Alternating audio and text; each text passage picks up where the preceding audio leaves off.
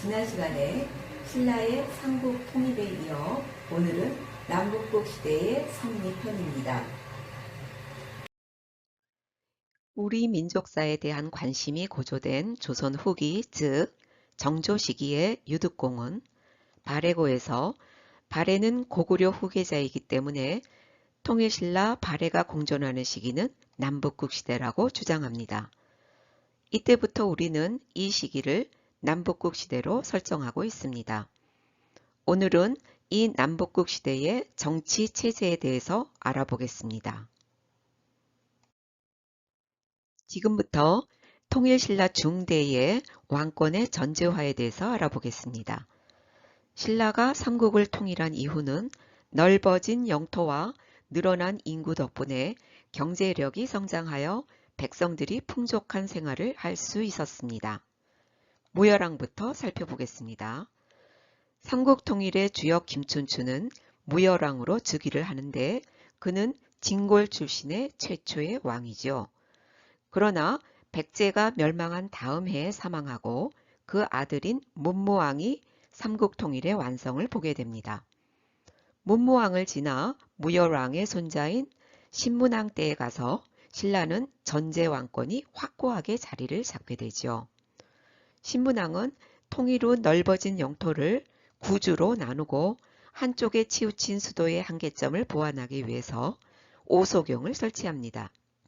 그리고 귀족들의 대토지 점유의 폐해를 막기 위해 관려전을 지급하고 노급을 폐지함으로써 왕권을 강화시켰습니다.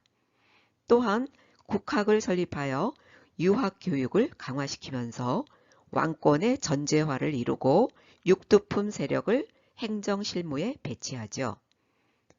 성덕왕은 15세 이상의 남자를 정으로 인정해 이들에게 정전을 지급해서 국가 재원을 안정화시킵니다. 그러나 경덕왕 때에는 귀족에게 지급했던 노급을 다시 부활시켜 농민층의 부담이 증가되는 상황을 만들었습니다. 다음은 발해입니다. 발해는 7세기 후반 698년 대조영이 고구려 유민들과 말갈족을 모아 만주지방에 건국합니다.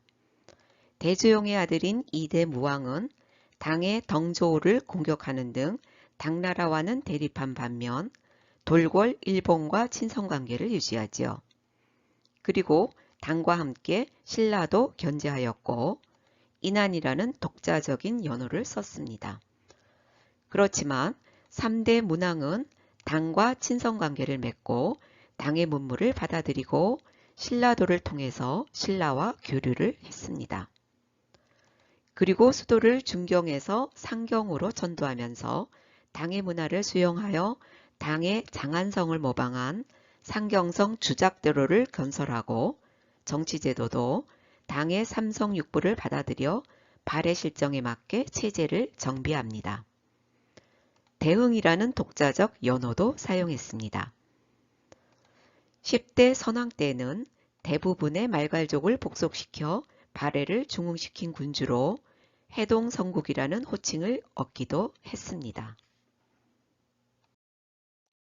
이번에는 해동성국으로 불릴 정도로 번성했던 발해는 926년 멸망을 하게 되는데 발해 귀족층 내부의 분열과 거란의 진입으로 멸망하고 맙니다.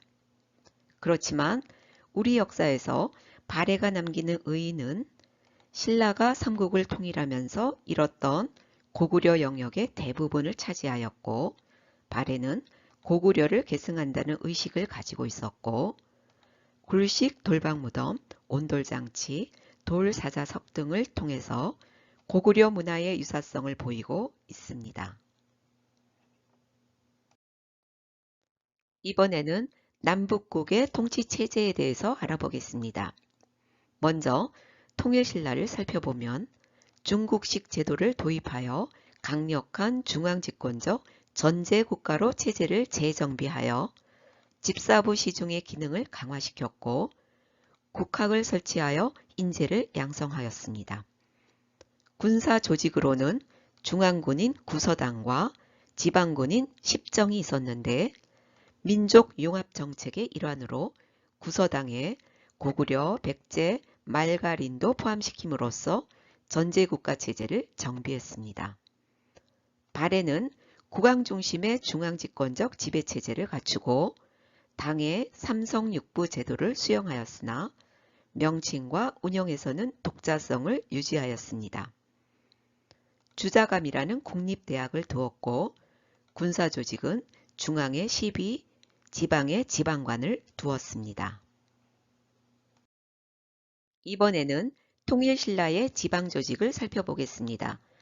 통일 이후 신라는 지방을 구주 오소경 제도로 중앙집권체제를 강화하였는데 먼저 전국을 구주로 나누고 주 밑에 군과 현을 두었으며 지방관을 파견하였습니다. 또한 주요 지방에는 특별행정구역으로 오소경을 두어 일부 중앙귀족이나 옛 고구려, 백제의 귀족을 옮겨 살게 하였는데 이는 수도 금성이 남동쪽에 치우쳐 있는 것을 보완하고 지방 세력의 성장을 감시하기 위한 것이었습니다.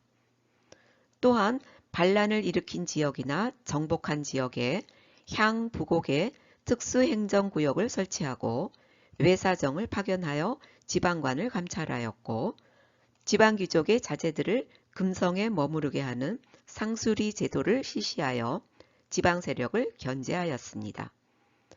그럼 지도를 통해서 지방 조직을 살펴보면 구주는 수도가 있는 지역인 양주, 강주, 상주, 옛 고구려 지역인 한주, 삭주, 명주, 옛 백제 지역인 옹주, 전주, 무주이고 오소경은 북원경, 중원경, 서원경, 남원경, 그리고 금관경입니다. 다음은 지도를 통해서 발해의 지방 조직을 살펴보겠습니다. 발해는 고무왕 때, 문왕 때, 선왕대의 최대의 전성기를 이루면서 전국을 5경 15부 62주로 정비하는데 상경 용천부, 중경 현덕부, 동경 용원부, 부여부, 남경 남해부, 서경 압록부, 막힐부, 장령부, 정리부, 안변부, 솔빈부, 동평부, 천리부, 회원부, 안원부의 15부로 나누고 수도는 중경, 상경, 동경, 남경, 서경의 5경으로 삼았습니다. 발해는 여러 번 수도를 천도하는데 수도의 변청 과정을 살펴보면 건국지 구국에서 중경으로, 문왕 때는 중경에서 상경 용천부로 천도했고 그리고 상경에서 동경 용원부로 다시 천도하고 성왕 때 다시 상경으로 천도하면서 상경이 가장 오랜 기간 수도로 있게 됩니다. 이렇게 번성했던 발해는 거란의 침입으로 230여 년간의 시대를 마무리하고 역사 속으로 사라지게 됩니다. 오늘 남북국 시대의 정치 체제에 대해서 알아보았고 다음 시간은 신라 말기의 정치적 변화와 후삼국 성립에 대한 강의가 이어집니다. 많이 기대해 주세요.